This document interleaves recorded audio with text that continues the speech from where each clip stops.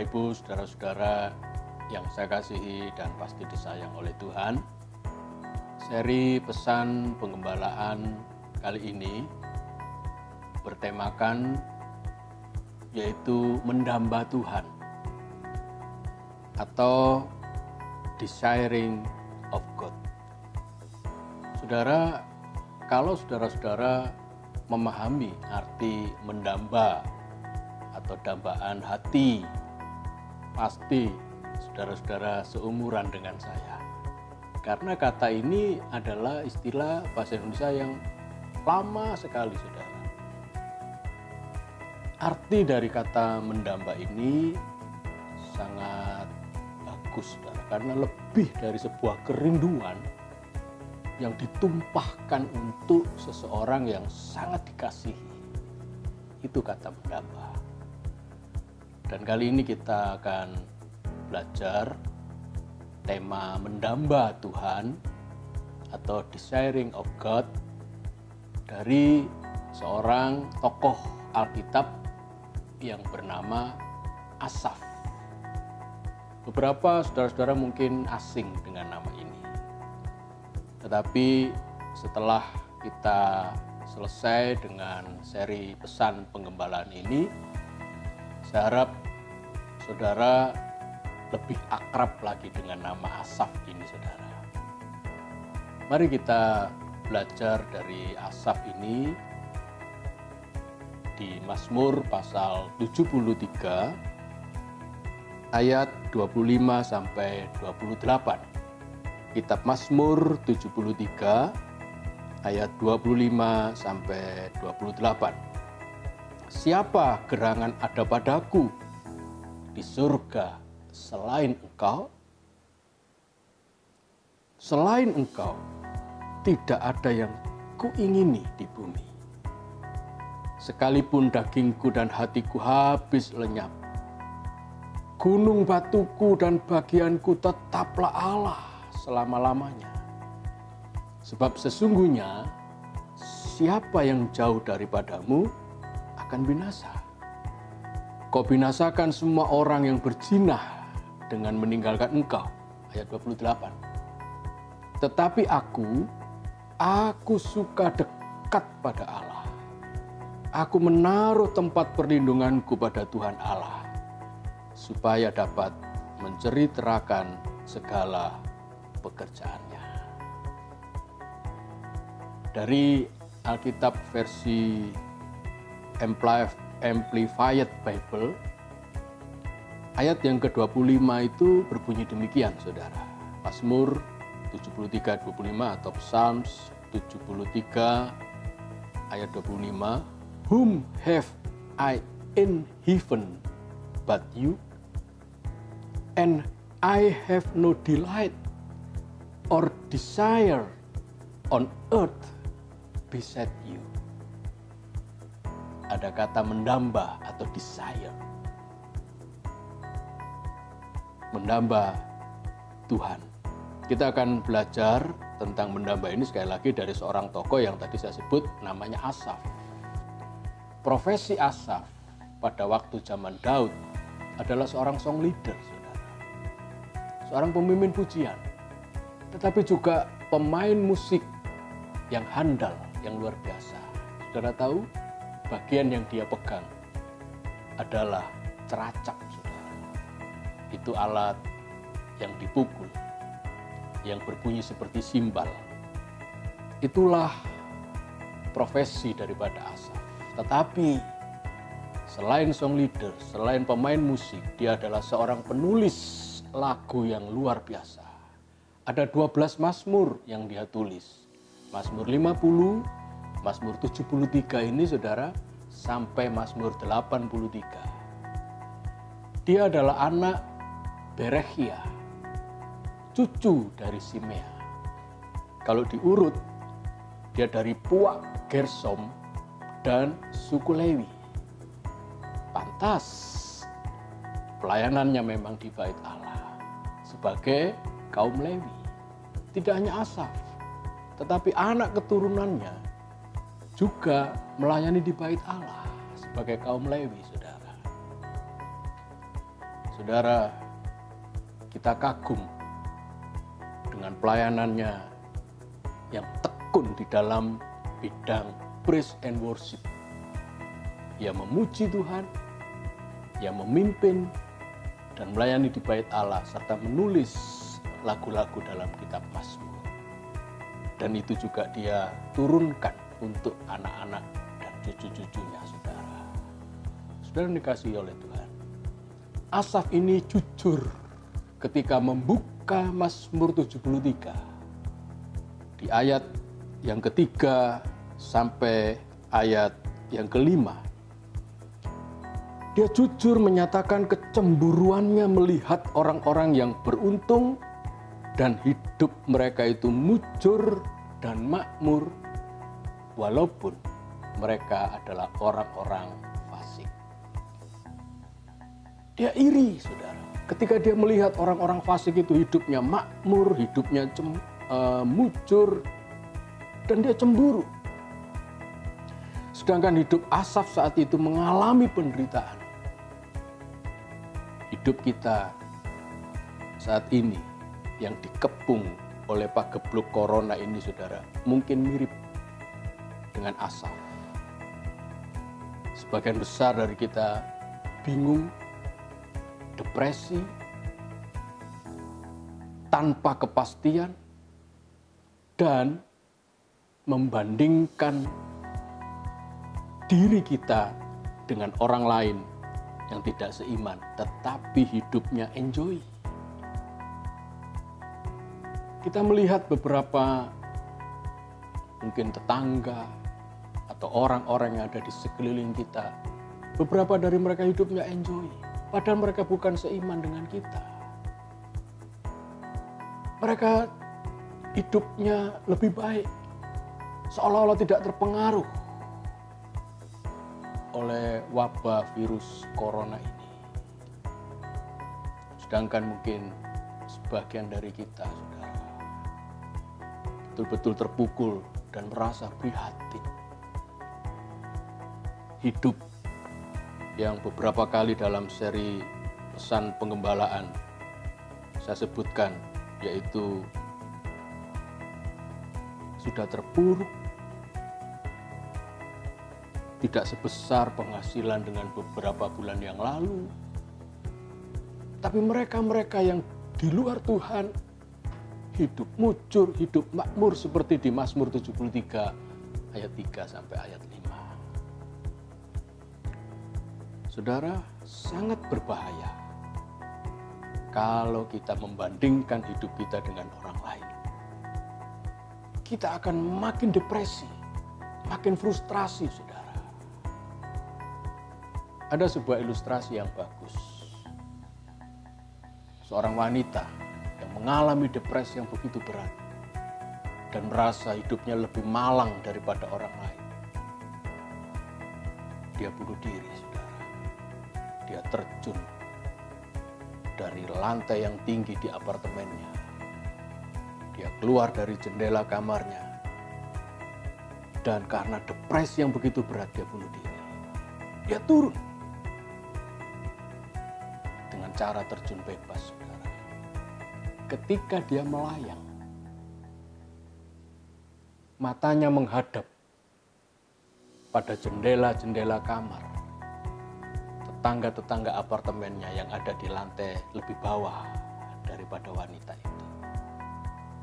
Apa yang dia saksikan, saudara? Ternyata sebagian besar penghuni apartemen yang di lantai-lantai bawah tempatnya berada, ternyata juga mengalami kesusahan, menangis, lalu juga mereka berteriak. Tetapi apa yang mereka lakukan? Ternyata mereka sedang dalam keadaan berdoa. Jadi walaupun hidup mereka ternyata itu sama saja dengan wanita yang sedang turun jatuh bebas itu, saudara. Wanita ini melihat kaca demi kaca, jendela demi jendela, orang-orang itu juga sedih, juga menderita, tetapi mereka sedang berdoa. Melihat itu, saudara, dia menyesal kenapa dia memutuskan untuk bunuh diri. Tetapi sudah terlambat, saudara. Dia berada dalam keadaan melayang. Dan beberapa detik kemudian, bang! Dia jatuh di jalan, di depan apartemennya, dengan tubuh yang hancur dan kepala yang hancur. Saudara yang dikasih oleh Tuhan, seringkali apa yang disebut dalam istilah Jawa sawang sinawang, kita menyesal, kita kecewa kenapa orang lain lebih beruntung, seperti yang dialami oleh Asaf. Maka itu, saudara, hati-hati dengan perasaan negatif dalam hati, terutama di tengah-tengah keadaan wabah virus corona. Seorang hamba Tuhan yang saya hormati berkata, wabah ini mendatangkan horor dan teror, saudara. Horor artinya mendatangkan rasa takut. Teror mendatangkan rasa terancam dalam diri kita. Kita membuka WA, ceritanya corona. Kita nyetel TV, ceritanya corona. Kalau saya berkesempatan ke kantor untuk urusan-urusan yang mendesak, teman-teman juga cerita tentang corona. Saudara, berita-berita corona simpang siur, hilir mudik di telinga kita. Dan menguasai pikiran kita kalau tidak hati-hati. Dan itu mendatangkan horor dan teror, saudara. Di tengah-tengah perasaan yang negatif itu, saudara, Asaf mengalami di ayat 14 berkata begini, namun sepanjang hari aku ini kena tulah dan kena hukum setiap pagi. Dia seolah-olah dipengaruhi oleh perasaannya, orang lain lebih mujur, makmur, hidupnya enjoy, hidupnya baik-baik saja. Sedangkan aku ini kena tulah di ayat 14. Sebagai orang Israel yang menerima perjanjian Tuhan di Ulangan pasal 30, berkat bagi orang benar dan kutuk bagi orang fasik, seolah-olah bagi Asaf, kebenaran ini justru dirasakan terbalik. Kenapa aku orang benar, aku orang Israel yang menjaga perjanjian daripada Allah, tidak diberkati? Orang fasik justru diberkati. Kenapa kebenarannya Ulangan 30 itu menjadi terbalik? Itu yang dialami oleh Asaf, saudara. Di tengah-tengah pergumulan seperti itu, di tengah-tengah dia dikuasai oleh perasaan-perasaan yang negatif seperti itu, Asaf menemukan jawaban pergumulannya di hadirat Tuhan. Bukan di bumi, di tempat dia bergumul dengan penderitaannya. Bukan di bumi, di tempat dia bingung. Kenapa orang benar justru sepertinya kena tulah? Orang fasik di luar sana justru mujur dan makmur hidupnya. Dia menemukan jawabannya di hadirat Tuhan. Di ayat yang ke-17, sampai aku masuk ke dalam tempat kudus Allah dan memperhatikan kesudahan mereka. Adalah sebuah langkah yang bijak apabila saudara merasa hatimu pepat, merasa pikiranmu ini sepat, saudara. Saudara lebih baik seperti Raja Wali yang terbang tinggi, berada di hadirat Tuhan, dan memandang ke bawah di tempat di mana pergumulanmu ada di sana. Jangan saudara menaruh di posisi yang wajar dengan pergumulan penderitaan, apalagi di bawahnya. Saudara akan makin tenggelam, makin tenggelam. Lebih baik saudara seperti terbang tinggi, seolah-olah seekor Raja Wali. Asaf menemukan jawaban pergumulannya di tempat di hadirat Tuhan. Ayat 28 bagian A. Tetapi aku, kata Asaf, aku suka dekat pada Allah. Aku menaruh tempat perlindunganku pada Tuhan Allah. Inilah titik balik dari Asaf yang bangkit dari pergumulan penderitaannya. Yaitu apa saudara? Asaf memulai babak baru kesadarannya di sebuah tempat. Di mana tempat itu? Tempat kudus dekat Allah atau hadirat Allah. Sejak itu saudara, karena itu tadi saya sebutkan titik balik. Tempat di mana Asaf memulai babak baru kehidupannya bukan di tengah-tengah pergumulan penderitaannya, tetapi jauh lebih tinggi, yaitu di hadirat Allah. Sejak itu Asaf menjadi pribadi yang mendamba Tuhan, selalu merindukan Tuhan, haus akan Tuhan. Ayat 25 yang tadi saya baca, bahwa Asaf berkata begini, ingin saya ulangi ayat 25 tadi saudara.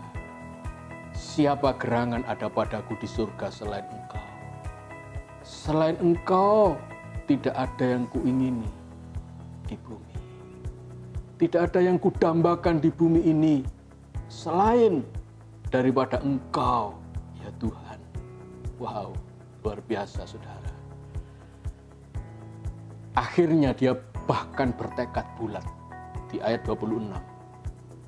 Apapun yang terjadi sampai, kata Asaf, sekalipun dagingku habis dan lenyap, gunung batu dan bagianku tetaplah Allah untuk selama-lamanya.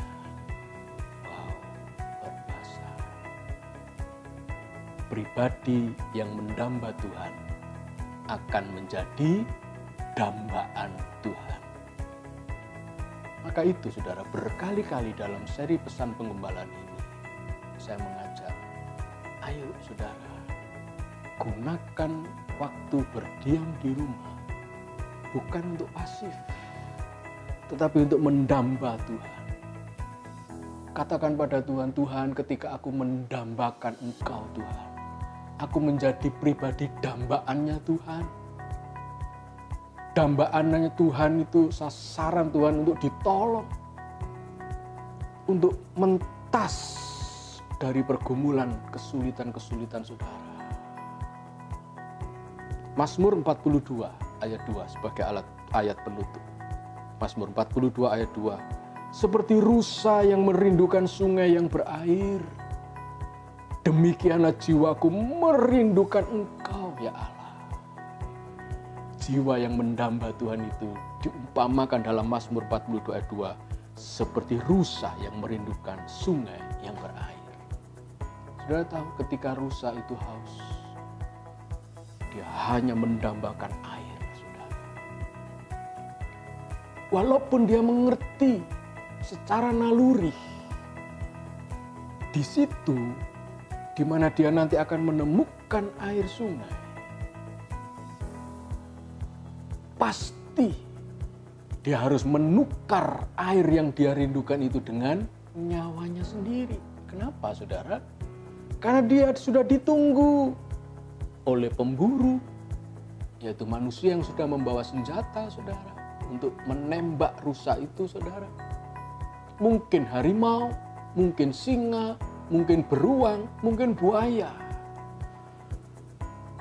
Para pemburu dan pemangsa rusa ini memang tahu dan mereka menunggu bahwa di tempat yang berair, yaitu sungai itu, rusa pasti mencari minum. Saudara, air yang dirindukan sungai, yang dirindukan oleh rusa tidak akan pernah bisa menolong rusa untuk menyelamatkan nyawanya. Tetapi engkau ketika mendambakan Tuhan, engkau justru menjadi dambaannya Tuhan. Tuhan yang kau rindukan pasti sanggup menolong saudara. Pasti sanggup menjangkau saudara, mengeluarkan saudara dari pergumulan penderitaannya seperti Asaf.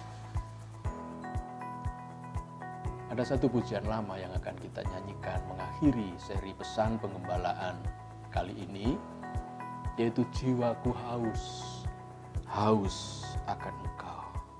Mari kita nyanyikan pujian ini, saudara.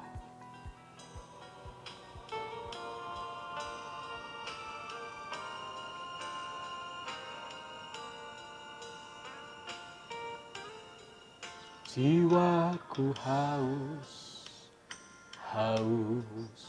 akan kasih-Mu. Amin. Jiwaku rindu akan cinta-Mu. Siramilah taman hatiku yang kering ini, agar cinta-Mu bersemi di hatiku. Jiwaku haus akan kasih-Mu. Haleluya Yesus.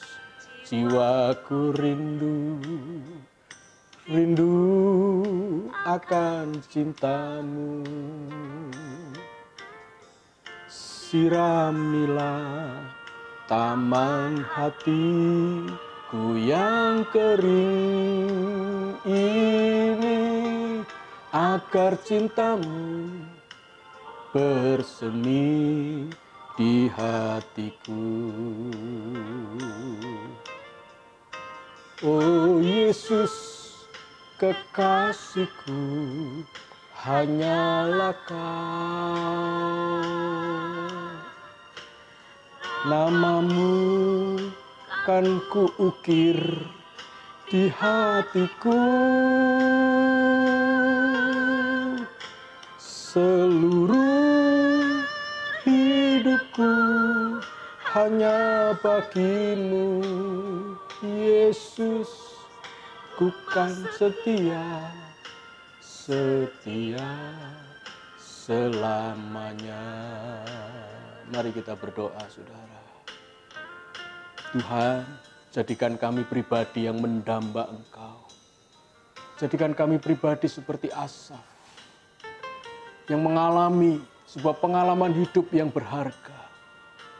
Pada awalnya dia cemburu kepada orang yang lebih beruntung, dan orang itu adalah orang fasik. Sedangkan dia seperti kena tulah.